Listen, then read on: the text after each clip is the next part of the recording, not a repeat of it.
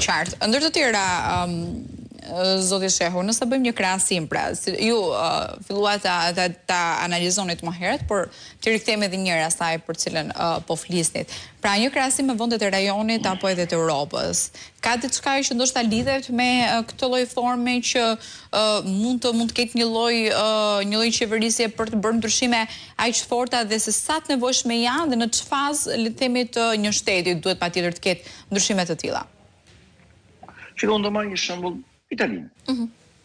Italia është një vend me rreth 70 milion banor.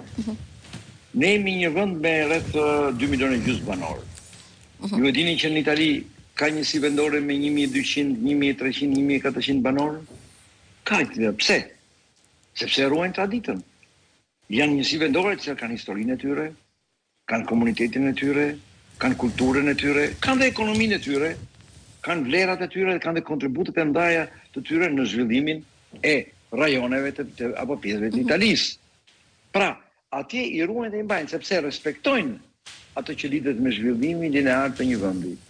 Me atë që nuk mund të shkatërrohen traditat, historitë, komunitetet, sepse ato përbëjnë thelbin e ekzistencës së një kombi. Dhe këtu ndodhet kundërta. Tu kërkohet të shkatërrohet ajo që është thelbi i një kombi.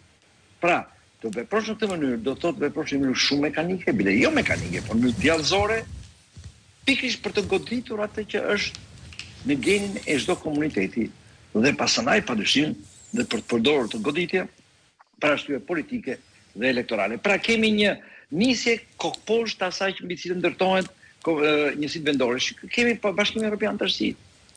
Ç'është Bashkimi Evropian në tërësi, Parlamenti Evropian e thonë qartësisht mënyrën se si duhet ndërtuar njësitë vendore, mbi çfarë duhen bazuar, çën si ka tradita, çën si ka historia, çën si ka vlera, çën si ka lidhje e komunitetet, veçoritë e komuniteteve në ndërtimin e njësive vendore.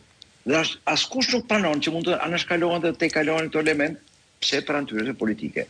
Pra kemi një mënyrë krejtësisht antidemokratike, krejtësisht anti-europiane, krejtësisht në kundër principeve dhe parimeve, mbi që ndërtohet komunitetet, lidhjet e tyre, bashkëtesa e tyre.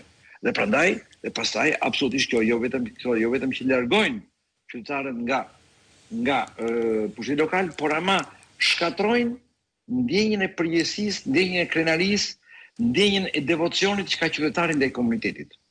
Aq për mos më keq akoma, mund të krijohen dhe konflikte.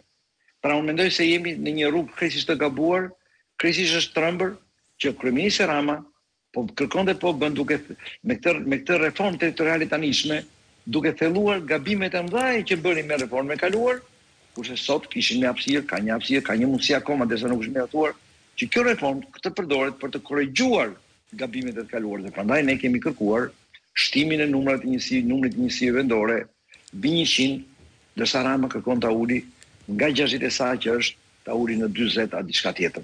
Pra kërkohet e kundërta asaj që duhet të bëhet dhe që mund të shërbejë komunitetit, njerëzve, pushtetit lokal dhe Shqipërisë tërësisht, sepse një vend i cili ndërtohet mbi deformime të thella të komunitetit lokale, padyshim pastaj krijon një mënyrë të deformuar të ekzistencës së tij dhe të zhvillimit të tij. E qartë. Zoti Shehu, ndër të tjera, do doja të dija pak çfarë mendoni që duhet bërë ndryshe edhe në radhët e Partisë Demokratike, pasi jemi në kushte që opozita tashmë ka bojkotuar prej ditës seancat plenare në kuvend. Pra, diskutimet të tilla duhet të marrin gjërësisht zë nga ana e opozitës, pasi ju jeni deputete që jeni zgjedhur pikërisht nga populli. Domethënë, bojkotimi që është bërë prej ditësh për shkak se nuk është pranuar nga mazhoranca mocioni me debat për protestat qytetare, ndoshta mund të sjellë problematika të tjera të cilat janë shumë të rëndësishme për të diskutuar